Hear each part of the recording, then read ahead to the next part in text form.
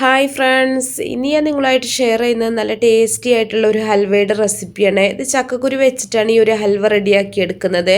വളരെ കുറച്ച് ഇൻഗ്രീഡിയൻസ് മാത്രം മതി അത് ഉണ്ടാക്കിയെടുക്കാൻ. അപ്പോൾ ഇതെങ്ങനെയാണ് നോക്കിയാലോ. ആദ്യം തന്നെ കുറച്ച് ചക്കക്കുരു എടുത്ത് വെച്ചിട്ടുണ്ട്. ഒരു 400 ഗ്രാമോളം ചക്കക്കുരു ഉണ്ടാവും. അത് നന്നായിട്ട് അതിൻ്റെ ആ ഒരു വെള്ളത്തൊലി കളഞ്ഞിട്ട് ഒന്ന് കഴുകിയെടുത്തതിന് ശേഷം നമ്മൾ കുക്കറിലിട്ടിട്ട് ആവശ്യത്തിന് വെള്ളം കൂടെ ഒഴിച്ചിട്ട് നല്ല പോലെ ഒന്ന് വേവിച്ചെടുക്കുക. അപ്പോൾ ചക്കക്കുരു മുങ്ങി നിൽക്കാൻ ആവശ്യമായിട്ടുള്ള വെള്ളം ഒഴിച്ചാൽ മതി കേട്ടോ. അപ്പോൾ നന്നായിട്ടൊന്ന് വെന്തതിന് ശേഷം നമ്മളിത് ചൂടാറാനായിട്ടൊന്ന് മാറ്റി വെക്കുക. നല്ല പോലെ തന്നെ വേവിച്ചെടുക്കണം. നന്നായിട്ട് തന്നെ ഉടഞ്ഞ് കിട്ടുന്ന ആ ഒരു പാകത്തിന് വേണം വേവിച്ചെടുക്കാൻ. അപ്പോൾ ചൂടാറിയതിന് ശേഷം മിക്സിയുടെ ജാറിലേക്ക് ഇട്ടിട്ട് ഒരു 200 ഗ്രാം ശർക്കര ഒന്ന് പാനിയാക്കി എടുത്തത് ഒഴിച്ചിട്ട് നമ്മളിത് നല്ല പോലെ ഒന്ന് അരച്ചിട്ടൊന്ന് മാറ്റി വെക്കുക. ഇനി ഒരു പാൻ അടുപ്പത്ത് വെച്ചിട്ട് അതിലേക്ക് 1 ടേബിൾ സ്പൂൺ നെയ്യ് ഒഴിച്ചിട്ടുണ്ട്. ഇനി കുറച്ച് തേങ്ങാ കഷ്ണങ്ങളും അതുപോലെ അണ്ടിപ്പരിപ്പും കൂടെ ചേർത്തിട്ട് നന്നായിട്ടൊന്ന് വറുത്തെടുക്കുക. ഇതിൻ്റെ കൂടെ വേറെ ഏതെങ്കിലും നട്ട്സൊക്കെ വേണമെങ്കിൽ നിങ്ങൾക്ക് ചേർത്ത് കൊടുക്കാം കേട്ടോ. അതൊക്കെ നമ്മളുടെ ഇഷ്ടം പോലെ ചെയ്യുക. ബദാമോ പിസ്തേ പിന്നെ അതുപോലെ ഉണക്കമുന്തിരിയൊക്കെ നിങ്ങൾക്ക് ചേർത്തിട്ട് ഇതുപോലെ വറുത്തെടുത്താൽ മതി. വീട്ടിലുണ്ടാക്കിയെടുക്കുന്ന സമയത്ത് നിങ്ങളുടെ ഇഷ്ടം പോലെ ചെയ്താൽ മതി. ചെറുതായിട്ടൊന്ന് മൂത്ത് വരുന്ന സമയത്ത് നമുക്കിത് പാനിൽ നിന്ന് കോരി മാറ്റാം. അതിനുശേഷം നമ്മൾ ഹൽവ സെറ്റ് ചെയ്യാനുള്ള ഒരു പാത്രം എടുത്തിട്ട് അതിൽ കുറച്ച് നെയ്യ് ഒന്ന് തേച്ച് കൊടുക്കുന്നുണ്ട്. നെയ്യോ വെളിച്ചെണ്ണയോ ഓയിലോ എന്ത് വേണമെങ്കിലും ഒന്ന് നന്നായിട്ടൊന്ന് തേച്ച് കൊടുക്കുക. അതിനുശേഷം നമ്മൾ റോസ്റ്റാക്കി എടുത്തിട്ടുള്ള ഈ ഒരു നട്ട്സ് ഇതിലേക്ക് ഇട്ട് കൊടുക്കുന്നുണ്ട്. പാത്രത്തിൻ്റെ എല്ലാ ഭാഗത്തേക്കും ആവുന്ന രീതിയിലൊന്ന് പരത്തി വെച്ചതിന് ശേഷം നമ്മൾ നേരത്തെ റോസ്റ്റാക്കി എടുത്തിട്ടുള്ള അതേ പാനിൽ തന്നെ 1 ടേബിൾ സ്പൂൺ നെയ്യും കൂടെ ഒഴിക്കുന്നുണ്ട്.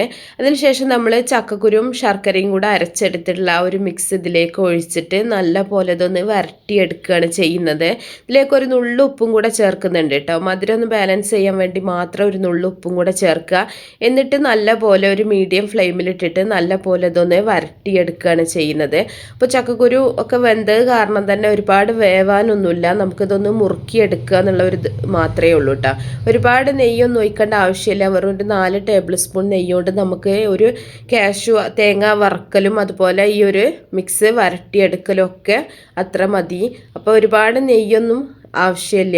അപ്പോൾ അതിന് നമ്മൾ മുറുകി വരുന്ന സമയത്ത് ഇടയ്ക്ക് 1 ടീസ്പൂൺ നെയ്യും കൂടെ ഒഴിച്ചിട്ട് നല്ല പോലെ ഒന്ന് മിക്സ് ചെയ്തെടുക്കുക.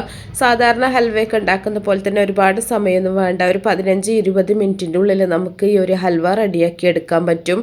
അപ്പോൾ നല്ല പോലെ നമ്മളിത് ഇളക്കി മിക്സ് ചെയ്തുകൊണ്ടിരിക്കണം. ചട്ടിയിൽ നിന്ന് വിട്ട് വരുന്ന ഒരു പാകം വരുന്നവരെ നമ്മളിത് മിക്സ് ചെയ്യണം കേട്ടോ.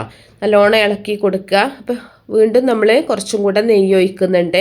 അങ്ങനെ നെയ്യ് ഒഴിച്ച് വരുന്ന സമയത്ത് നല്ല പാകമായി വരുന്ന സമയത്ത് നമ്മൾ ഈ ഒരു പാനിൽ നിന്ന് ഇത് വിട്ട് വരും. ഇനി കുറച്ച് ഏലക്കാപ്പൊടിയും കൂടെ ചേർക്കുന്നുണ്ട്. ഏലക്കയും പഞ്ചസാരയും കൂടെ ഒന്ന് പൊടിച്ചെടുത്തിട്ടുള്ളതാണ്. അതും കൂടെ ചേർത്തിട്ട് നല്ല പോലെ ഒന്ന് മിക്സ് ചെയ്തെടുക്കുക. ഇപ്പോൾ ഏകദേശം നമ്മുടെ ഹൽവ റെഡി ആയിട്ടുണ്ട്. പാനിൽ നിന്നൊക്കെ വിട്ട് വരുന്ന ഒരു പാകമായിട്ടുണ്ട്. ഇനി നമുക്ക് പ്രത്യേകിച്ച് ഒരുപാട് സമയം അടുപ്പത്ത് വെക്കേണ്ട ആവശ്യമില്ല. നമ്മളിത് എടുത്തിട്ട് നമ്മൾ നേരത്തെ റെഡിയാക്കി വെച്ചിട്ടുള്ള പാത്രത്തിലേക്ക് നമ്മൾ ഈ ഒരു മിക്സ് ഒഴിച്ചു കൊടുക്കുക. എന്നിട്ട് നല്ല പോലെ ഒന്ന് പ്രസ് ചെയ്തിട്ടൊന്ന് ലെവൽ ചെയ്തെടുക്കുക കേട്ടോ. അപ്പോൾ തണുത്തതിന് ശേഷം ഒരു 2 മണിക്കൂർ പുറത്ത് വെച്ചാൽ മതി. തണുത്തതിന് ശേഷം നമുക്കിത് ഈ ഒരു പാത്രത്തിൽ നിന്ന് മാറ്റിയിട്ട് ഏത് ഷേപ്പിൽ വേണമെങ്കിലും ഇത് മുറിച്ചെടുക്കാം. അപ്പോൾ എല്ലാവരും ഒന്ന് ഉണ്ടാക്കി നോക്കുക കേട്ടോ. വളരെ ചിലവ് കുറഞ്ഞിട്ട് ഉണ്ടാക്കാൻ പറ്റുന്ന നല്ലൊരു ഹൽവയാണ്. അപ്പോൾ നമ്മളിത് തണുത്തതിന് ശേഷമാണ് നമ്മളിത് പാത്രത്തിൽ നിന്ന് മാറ്റിയിട്ടുള്ളത്. അപ്പോൾ ചക്കക്കുരുവൊക്കെ നിങ്ങൾ കറി വെച്ചിട്ടോ അങ്ങനെ ഉപ്പേരിയൊക്കെ വെച്ചിട്ടോ അങ്ങനെയൊക്കെ കഴിക്കുന്നവരാണെന്നുണ്ടെങ്കിൽ ഇതുപോലെ ഒന്ന് ചെയ്ത് നോക്കുക. നല്ല ടേസ്റ്റാണ്. കുട്ടികൾക്കൊക്കെ ഒരുപാട് ഇഷ്ടപ്പെടും. അപ്പോൾ എല്ലാവരും ഉണ്ടാക്കി നോക്കുന്ന സമയത്ത് നിങ്ങളുടെ ഫീഡ്ബാക്കൊക്കെ അറിയിക്കുക. ഇഷ്ടപ്പെട്ടാൽ ലൈക്ക് ചെയ്യുക, അതുപോലെ ഷെയർ ചെയ്യുക, മാക്സിമം സപ്പോർട്ട് ചെയ്യുക. അപ്പോൾ നല്ല റെസിപ്പികളൊക്കെ ആയിട്ട് നമുക്ക് അടുത്തൊരു വീഡിയോയിൽ കാണാം.